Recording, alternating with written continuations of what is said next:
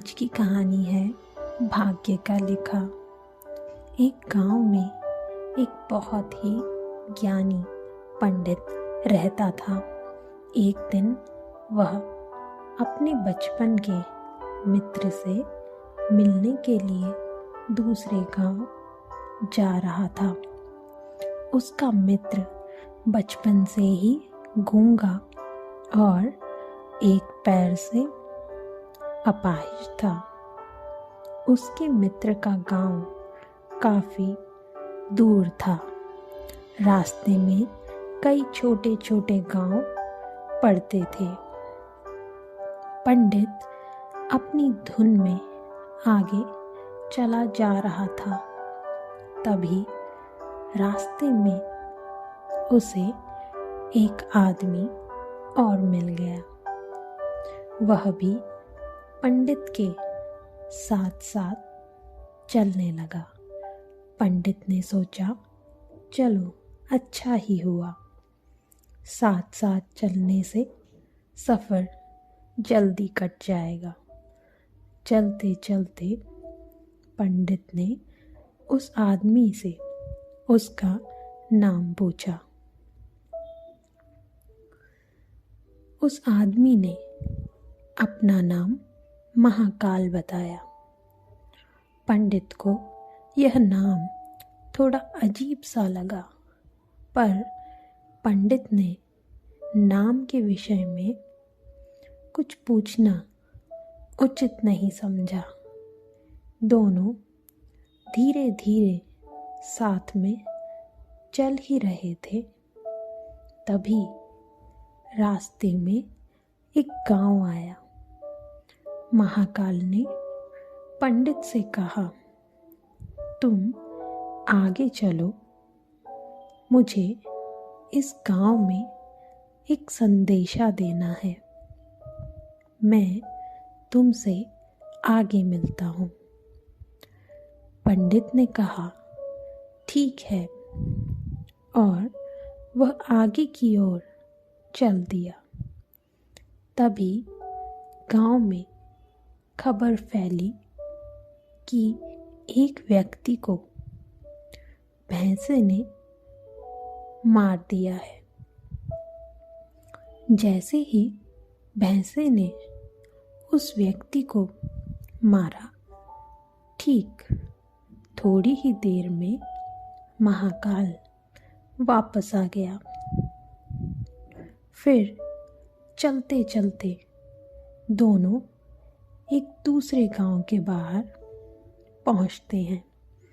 यहाँ पर एक छोटा सा मंदिर बना था और ठहरने की व्यवस्था भी अच्छी लग रही थी। पंडित के मित्र का गांव भी वहाँ से अभी काफ़ी दूर था और रात्रि भी होने वाली थी। तो पंडित ने महाकाल से कहा, रात्रि होने वाली है। पूरा दिन चलते चलते थकान भी लग रही है और भूख भी लगी है। हम यहीं भोजन करके आराम कर लेते हैं। कल सुबह आराम से आगे का सफ़र करेंगे। महाकाल ने कहा, ठीक है, मुझे इस गांव में किसी को कोई ज़रूरी सामान देना है। तुम खाना खाकर आराम करो, मैं बाद में आकर खा लूँगा। इतना कहकर वह वहाँ से चला गया। लेकिन उसके जाते ही कुछ देर बाद उस गांव में धुआं उठता दिखाई दिया और देखते ही देखते पूरे गांव में आग लग गई।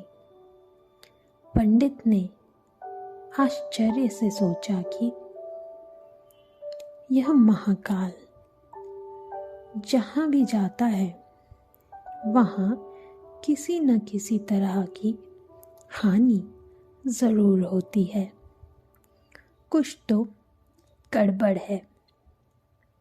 लेकिन पंडित ने रात्रि में महाकाल से इस बात का कोई जिक्र नहीं किया। सुबह दोनों ने फिर से अपने गंतव्य की ओर प्रस्थान किया। कुछ ही देर में एक गांव आया तो महाकाल ने फिर से पंडित से कहा, आप आगे चलते जाइए, मैं कुछ देर में आपको मिलता हूँ। मुझे इस गांव में भी कुछ ज़रूरी काम है। मैं काम करके आपसे आगे मिलता हूँ। यह कहकर महाकाल जाने लगा। लेकिन इस बार पंडित आगे नहीं बढ़ा, बल्कि वहीं खड़ा होकर महाकाल को देखता रहा कि अब वह कहाँ जाता है और क्या करता है। तभी लोगों की आवाज़ें सुनाई देने लगी कि किसी व्यक्ति को सांप ने काट लिया है और वह मर गया है। ठीक उसी समय महाकाल फिर से उस पंडित के पास पहुंच गया। लेकिन इस बार पंडित को सहन नहीं हुआ। उसने महाकाल से पूछ ही लिया कि तुम जिस गांव में जाते हो वहाँ कोई न कोई नुकसान ज़रूर हो जाता है। क्या तुम मुझे बता सकते हो ऐसा क्यों हो रहा है? तो महाकाल ने जवाब दिया, पंडित जी, आप तो मुझे बहुत बड़े ज्ञानी मालूम होते हो, इसलिए मैं आपके साथ चलने लगा था, क्योंकि ज्ञानियों के संग बहुत ही मज़ा आता है चलने में। परंतु आप अभी तक समझ नहीं पाए कि मैं कौन हूँ। पंडित ने कहा, मैं समझ गया हूँ, लेकिन मुझे कुछ शंका है। अगर आप ही अपना उपयुक्त परिचय दे दें तो मुझे शंका नहीं होगी। महाकाल ने जवाब दिया, मैं यमदूत हूँ और यमराज की आज्ञा से उन लोगों के प्राण हरण करता हूँ जिनकी आयु पूर्ण हो चुकी है। हालांकि पंडित को पहले से ही इस बात की शंका थी, फिर भी महाकाल के मुंह से सुनकर पंडित घबरा गया। लेकिन फिर से हिम्मत करके पूछा, अगर ऐसी बात है और तुम सचमुच यमदूत हो तो बताओ अगली मृत्यु किसकी है? यमदूत ने जवाब दिया, अगली मृत्यु तुम्हारे उसी मित्र की है जिससे तुम मिलने जा रहे हो, और उसकी मृत्यु का कारण भी तुम ही बनोगे। यह बात सुनकर पंडित सहम सा गया। पंडित सोच में पड़ गया कि यदि वास्तव में यह यमदूत हुआ तो उसकी बात भी सही होगी। मेरे कारण मेरे बचपन के सबसे अच्छे मित्र की मृत्यु हो जाएगी, इसलिए अच्छा यही होगा कि मैं अपने मित्र से मिलने ही ना जाऊं। कम से कम मैं उसकी मृत्यु का कारण नहीं बनूंगा। महाकाल ने कहा, तुम जो सोच रहे हो वह सब मुझे पता है, मगर तुम्हारे अपने मित्र से मिलने न जाने से नियति नहीं बदल जाएगी। तुम्हारे मित्र की मृत्यु निश्चित है और वह अगले कुछ ही क्षणों में घटित होने वाली है। महाकाल के मुंह से ऐसी बातें सुनकर पंडित को झटका सा लगा, क्योंकि महाकाल ने उसके मन की बात जान ली थी, जो कि एक साधारण व्यक्ति के लिए संभव नहीं है। अब तो पंडित को विश्वास हो गया कि यह महाकाल सचमुच में यमदूत है। वह अपने मित्र की मृत्यु का कारण ना बने, इसलिए पंडित पीछे की ओर मुड़ा और अपने गांव की ओर जाने लगा। परंतु जैसे ही पंडित मुड़ा, उसका मित्र तेजी से उसकी ओर आता हुआ दिखाई दिया, जो पंडित को देखकर अत्यंत प्रसन्न दिख रहा था। अपने मित्र के आने की गति को देखकर पंडित को ऐसा लगा जैसे कि उसका मित्र काफी समय से उसके पीछे आ रहा हो, लेकिन वह बचपन से ही गूंगा था और पैर से अपाहिज था, इसलिए ना तो वह पंडित के पास पहुंच पा रहा था, ना ही पंडित को आवाज दे पा रहा था। लेकिन जैसे ही वह पंडित के पास पहुंचा, अचानक उसकी मृत्यु हो गई। पंडित हक्का बक्का होकर महाकाल की ओर देखने लगा, जैसे कि वह पूछना चाह रहा हो कि आखिर क्या हुआ।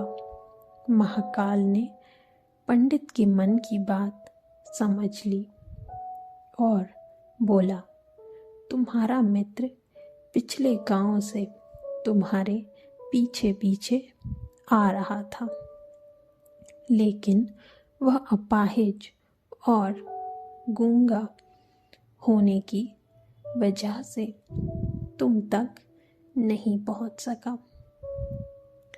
उसने अपनी संपूर्ण ताकत लगाकर तुम तक पहुंचने की कोशिश की, लेकिन बुढ़ापे में बचपन जैसी ताकत नहीं होती, इसलिए हृदय आघात के कारण तुम्हारे मित्र की मृत्यु हो गई।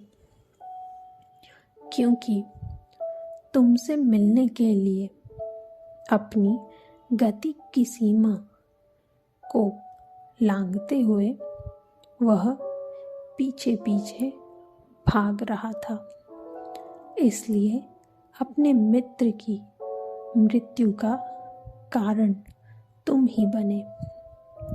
अब पंडित को विश्वास हो चुका था कि सचमुच यह महाकाल एक यमदूत है और उसका कार्य जीवों के प्राणों को हरना है। पंडित एक ज्ञानी व्यक्ति था, इसलिए यह भी जानता था कि मृत्यु पर किसी का बस नहीं चलता। सभी जीवों को एक ना एक दिन मरना ही होता है। यही सोचकर उसने अपने आप को संभाल लिया।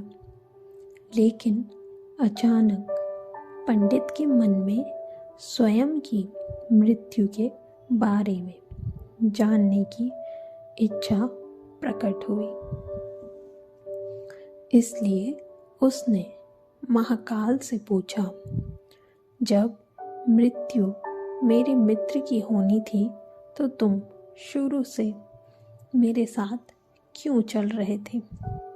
महाकाल ने जवाब दिया, मैं तो सभी के साथ चलता हूँ और हर क्षण चलता रहता हूँ, किंतु लोग पहचान नहीं पाते क्योंकि लोगों के पास अपनी समस्याओं के अलावा किसी और व्यक्ति, वस्तु या घटना के संदर्भ में सोचने, समझने और देखने का समय ही नहीं होता।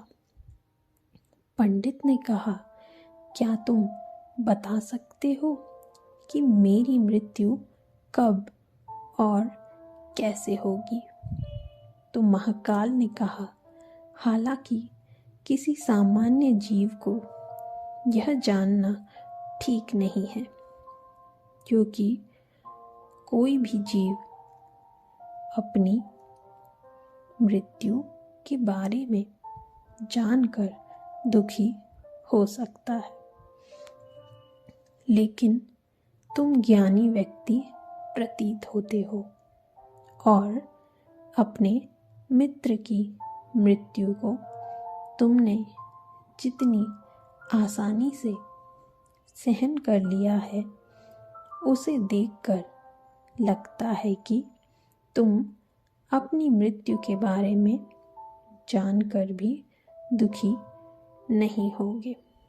इसलिए मैं तुम्हें बता देता हूँ कि तुम्हारी मृत्यु आज से ठीक 6 महीने बाद आज के ही दिन किसी दूसरे राज्य में फांसी लगने से होगी।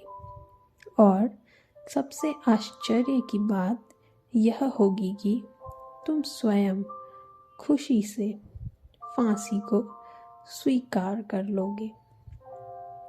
इतना कहकर महाकाल जाने लगा, क्योंकि महाकाल का पंडित के साथ चलते रहने का अब कोई कारण नहीं था। पंडित भी अपने मित्र की यथाशक्ति कर्मकांड करके अपने गांव चला गया। लेकिन कोई व्यक्ति कितना भी ज्ञानी क्यों ना हो, अपनी मृत्यु की बात सुनकर दुखी तो होता ही है और मृत्यु से बचने के लिए कुछ ना कुछ करता ही है। तो पंडित ने भी किया। पंडित विद्वान था, इसलिए उसकी ख्याति उस राज्य के राजा तक थी। उस पंडित ने सोचा कि राजा के पास कई ज्ञानी मंत्री हैं, वे मेरी मृत्यु से संबंधित समस्या का कोई ना कोई हल निकाल ही लेंगे।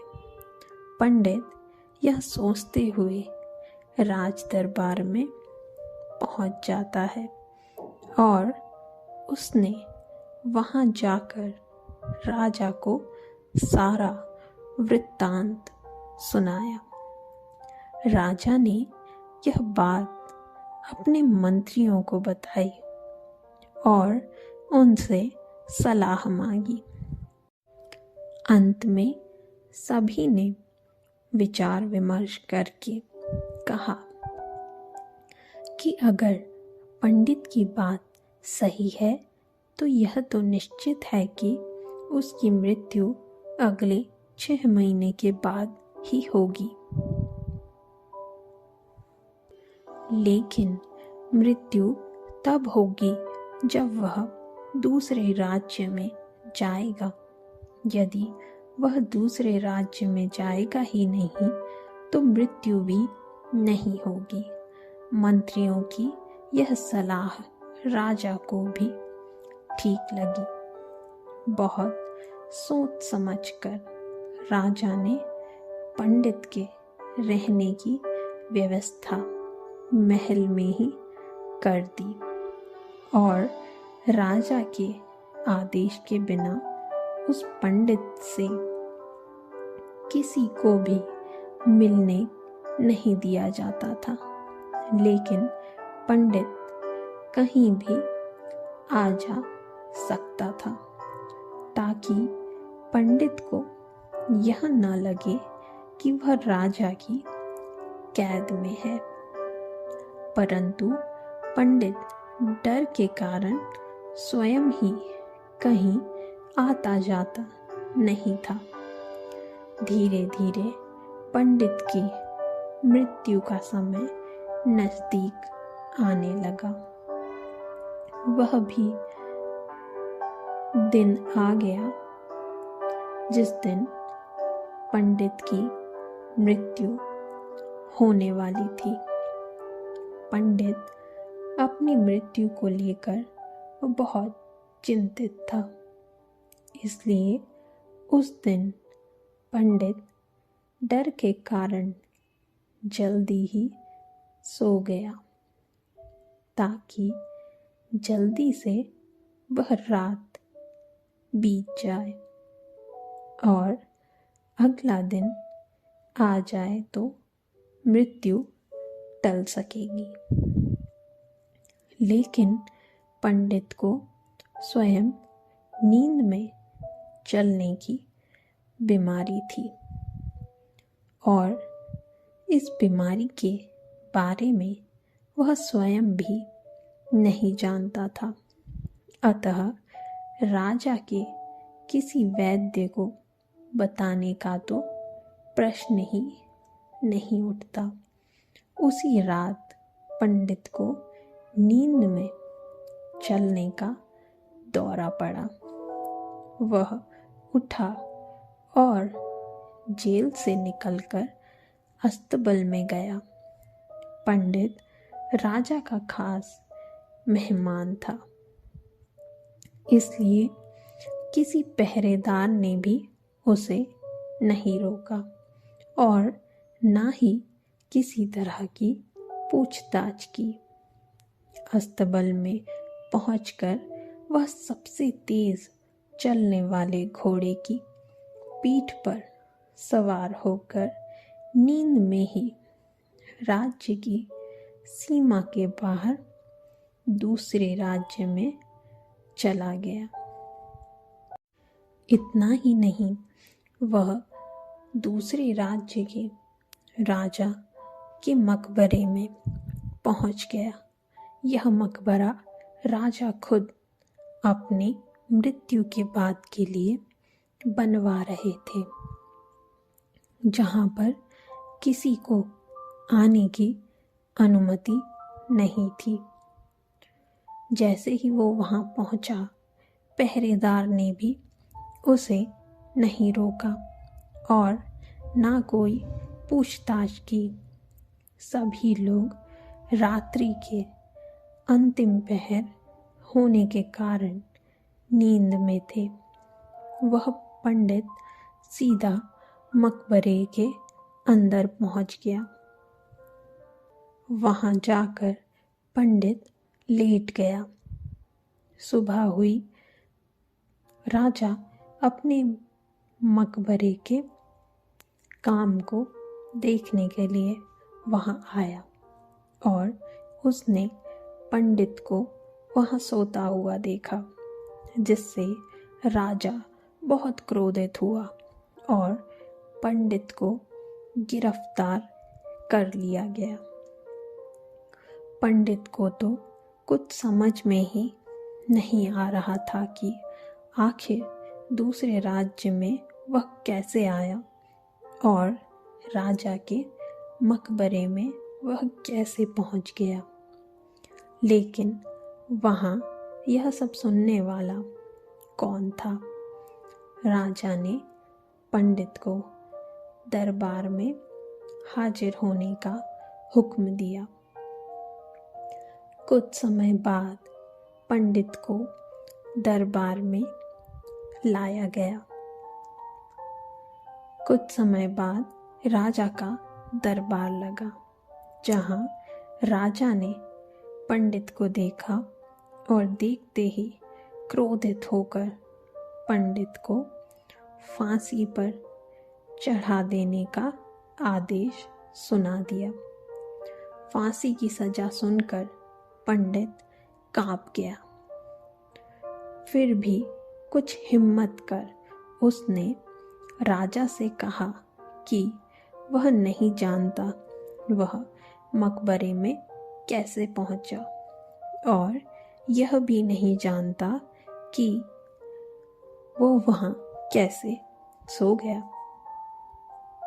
और उसने यह भी कहा कि उसके राज्य के पहरेदार ने उसे रोका क्यों नहीं। लेकिन वह इतना जानता था कि उसकी मृत्यु होनी थी और अब सच में होने जा रही थी। राजा को यह बात थोड़ी अटपटी लगी। उसने पूछा, तुम्हें कैसे पता कि आज तुम्हारी मृत्यु होनी ही है? तुम कहना क्या चाहते हो? राजा के इस सवाल के जवाब में पंडित ने कहा, महाकाल से मिलने पर क्या क्या हुआ था, और कहा कि महाराज, मेरा क्या किसी भी सामान्य व्यक्ति में इतना साहस नहीं कि जहां आपने प्रतिबंध किया है वहां जा सके। राजा को पंडित की बात पर थोड़ी सत्यता दिखाई दी, परंतु उसने सोचा यह मृत्यु से बचने के लिए महाकाल और अपनी मृत्यु की भविष्यवाणी का बहाना बना रहा है। इसलिए राजा ने पंडित से कहा, यदि तुम्हारी यह बात सत्य है और आज तुम्हारी मृत्यु का दिन है, जैसा कि तुम्हें महाकाल ने कहा था, तो तुम्हारी मृत्यु का कारण मैं नहीं बनूंगा। लेकिन अगर यह बात झूठी निकली तो निश्चित ही आज तुम्हारी मृत्यु का दिन होगा, क्योंकि पड़ोसी राज्य का राजा उसका मित्र था। उसने तुरंत सैनिकों के हाथ दूसरे राज्य के राजा को पत्र भेजा और पंडित की बात की सत्यता का प्रमाण मांगा।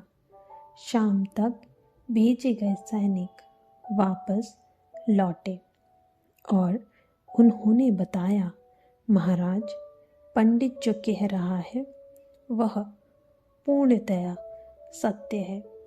दूसरे राज्य के राजा ने पंडित को रहने के लिए अपने ही महल में संपूर्ण व्यवस्था कर रखी थी और पिछले 6 महीने से पंडित राजा का मेहमान था।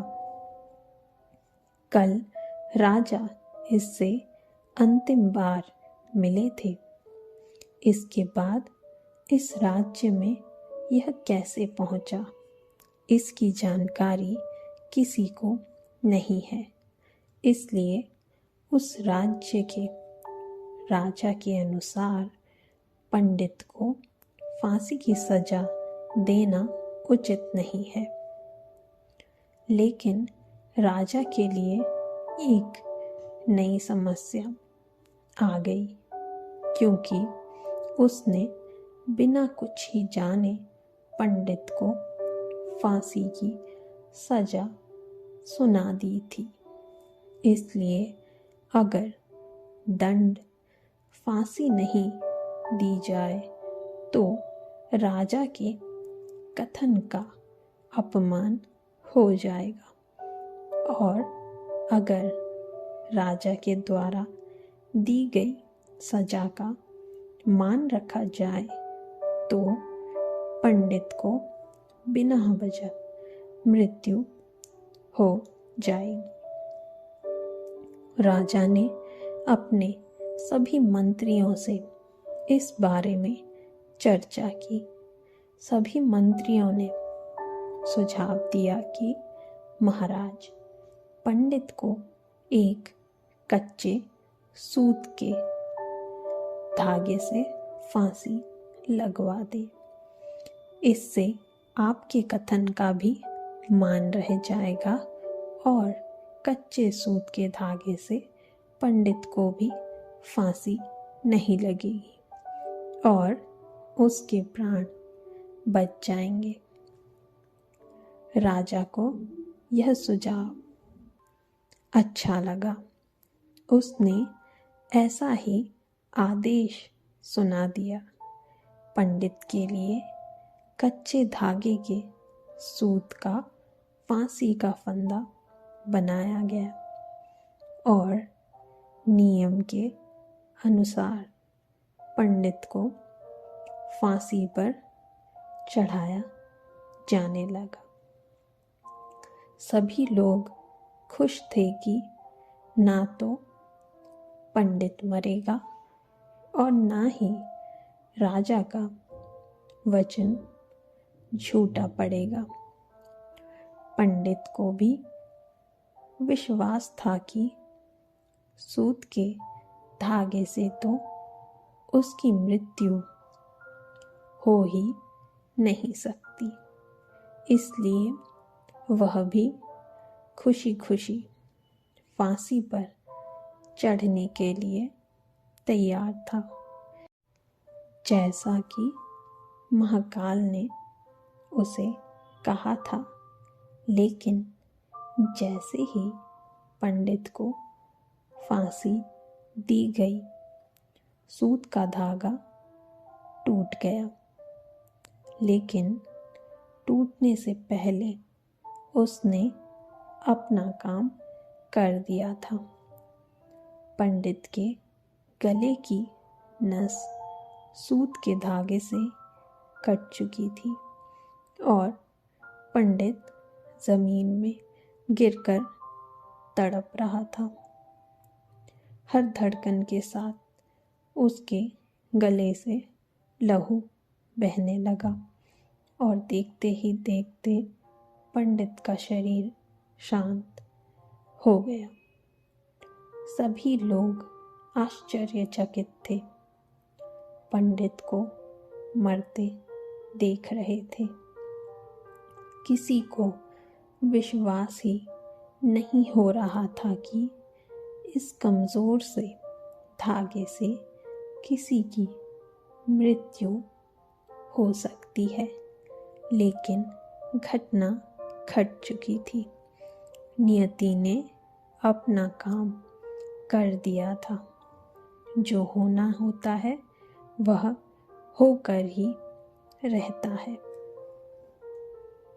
हमें चाहे जितनी भी सावधानियां बरतें, जितना भी उपाय कर लें, लेकिन हर घटना और घटना की पूरी प्रणाली पहले से ही तय होती है, जिसे हम थोड़ा सा भी इधर उधर नहीं कर सकते। इसलिए ईश्वर ने हमें भविष्य जानने की क्षमता नहीं दी है, ताकि हम अपने जीवन को ज़्यादा बेहतर ढंग से जी सकें। और यही बात उस पंडित पर भी लागू होती है। यदि पंडित ने महाकाल से अपनी मृत्यु के बारे में ना पूछा होता तो 6 महीने राजा की कैद में डर डर कर जीने की बजाय ज़्यादा बेहतर जीवन जीता।